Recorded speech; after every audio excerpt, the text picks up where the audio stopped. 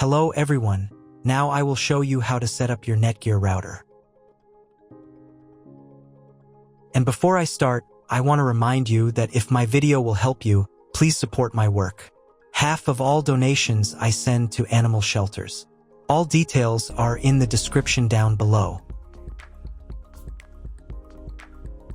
The first step is turning on the router. Plug the power adapter into the router. Connect one end to an outlet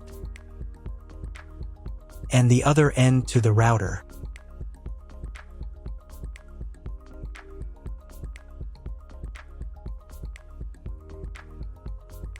When the router powers on, the indicator will illuminate. It may take a few minutes for it to completely turn on. The next step is to connect the cable from your internet service provider or from your modem to the internet port. This port is often marked as internet and typically has a different color. Each cable should be inserted until it clicks. You now need to reset the router to its original factory settings. Hold down the reset button on the router for 10 seconds. Wait for the router's indicator lights to start flashing.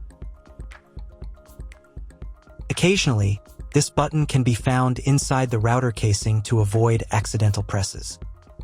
In this case, use a thin object to press it down.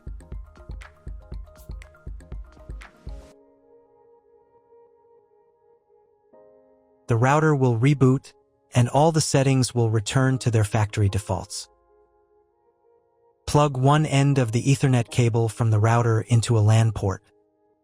Important note: it is not necessary to connect the router to your computer. If you do not want your computer to have a wired internet connection and you plan to use only a Wi-Fi network, simply skip this step. The other end into the Ethernet card of your computer or laptop. Wait a few minutes for connection.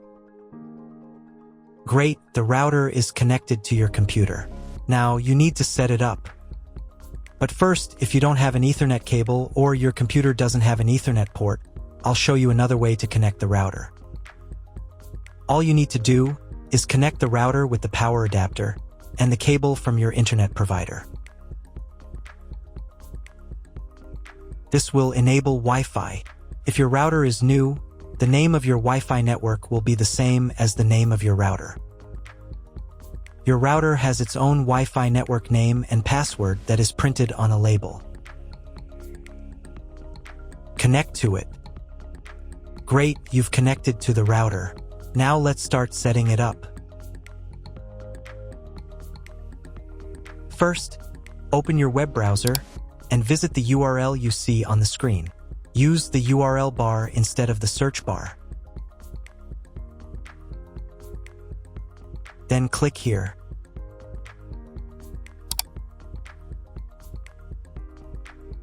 Read NETGEAR terms and conditions and click I agree button.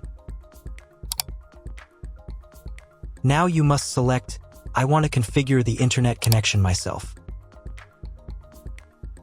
And click Next button. And then click OK.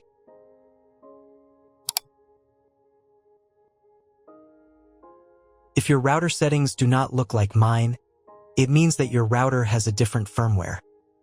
I made a video for every firmware type. You can find all the links in the description down below. So the first thing you need to do is set up a new password. The admin password is used to log in to your router's web interface. Pay attention to the password requirements. Write your new password in the first field and duplicate it in the second field. Then select 2 security questions and write answers for them. You need them just in case you need to reset the admin password in the future.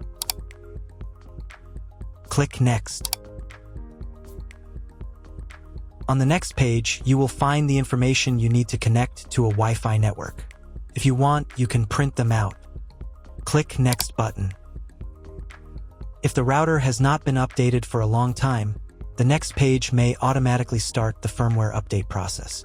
I recommend updating the firmware if a newer version is available. It will take about 3 minutes for firmware update.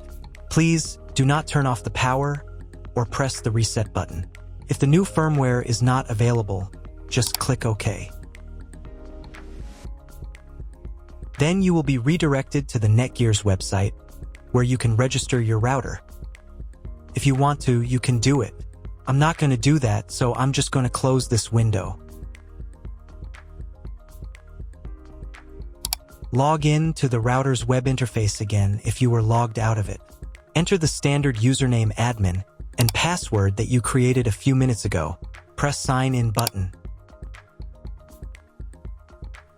In the top right corner, you can change the language of the router's website interface. To get the internet, go to Advanced.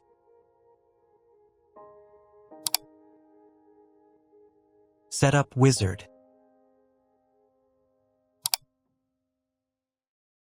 Press No, I want to configure the router myself. Then press Next button.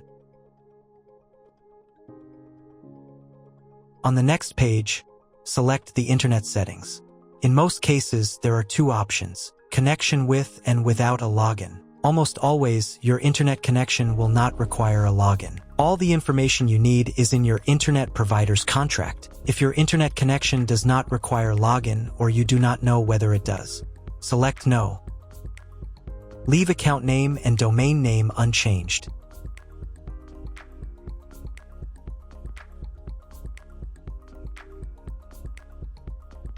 Then in Internet IP address section, choose Get Dynamically from ISP. In the DNS section, select Get Automatically from ISP as well. If your internet service provider only allows access to a specific MAC address, you must copy the MAC address of the main computer. If you are unsure of these settings, choose Use Default MAC address. Check again that your settings are the same as mine. And click Apply. In most cases, it is not necessary to clone the MAC address. But if you can't get the internet connection after quick setup, later in the video I will show you how to clone MAC address. Now you need to reboot the router. Go to Advanced. Advanced Home.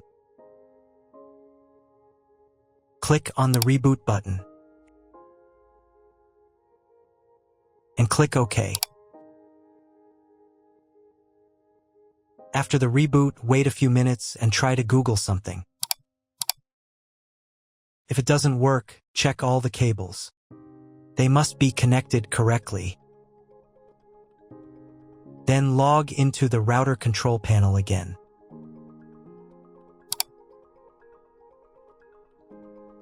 Go to Basic, Internet, and choose Use Computer MAC Address.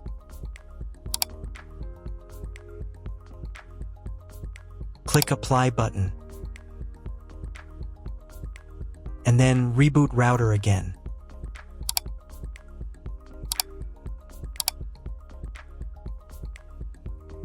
After a few minutes, check your internet connection. That's all. If my video was useful, please support my work. I send half of all donations to animal shelters. All the details are in the description below.